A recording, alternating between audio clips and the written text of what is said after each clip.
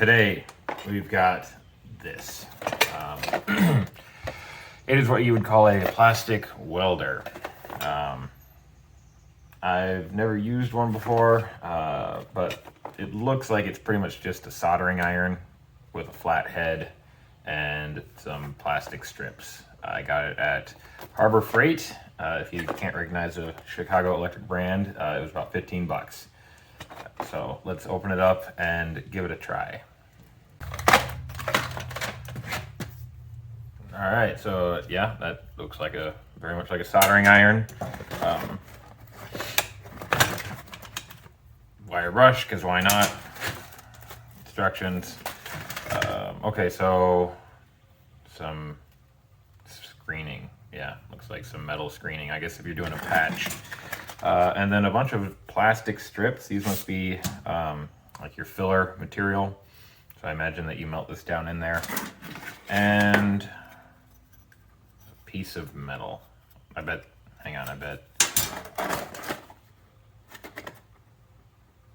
Oh, yeah, welder stand. That's good. So you can set it on there like that. Now I'm going to read the instructions and hang on.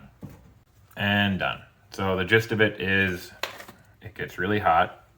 You want to let it warm up for 5 to 10 minutes, and you can see it's already starting to turn purple and brown on there. And I can feel the heat just radiating off of this thing. So that's much hotter than I would have guessed. I figured it was just like a soldering iron, which it is, but much bigger. But yeah, so the gist of it is you use your filler material and you just melt it into the broken or damaged area. So what I'm going to try this on is my Kayak, which I'll get here, because it's got holes for ropes that go through it, and one pulled out and just ripped through where it was too close to the edge. So I'm going to try to fill in the entire area and then re-drill the hole in a better spot. Okay, so here we go.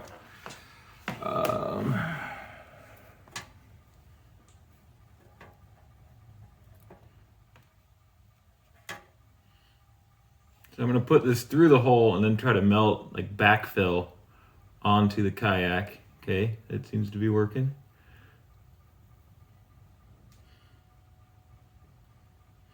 Wow, this is really hot. It just, the moment it touches the plastic, it liquefies it. Try to get a better view on the other side. So here I'm just gonna like slice down through it maybe.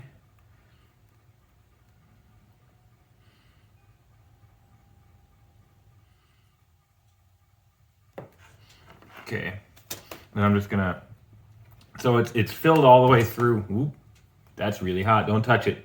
It's filled all the way through. So now I'll just kind of blend this in.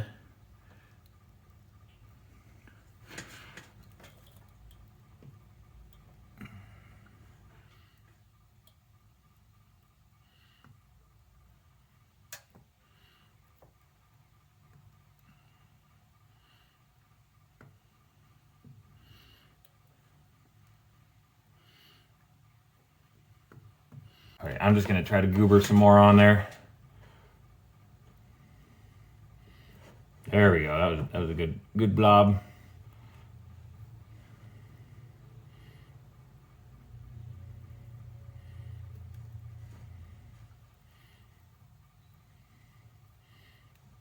Okay. So now I will let it all cool down and re-drill my hole and see how that works. Okay, now we drill a hole. So this here is what pulled out. The only problem was they had the hole drilled too close to the edge here, and so when you lifted it, it just popped through. So I'm going to drill the hole and feed this back in there. We'll see how well it drills.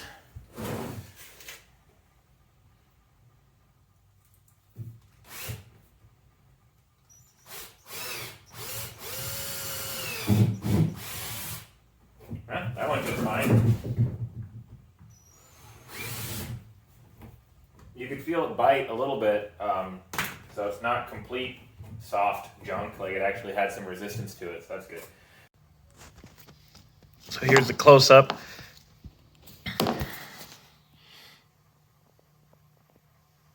yeah, it seems to have done a good job. All right, let's see if it holds. So, just lift it up. That's good.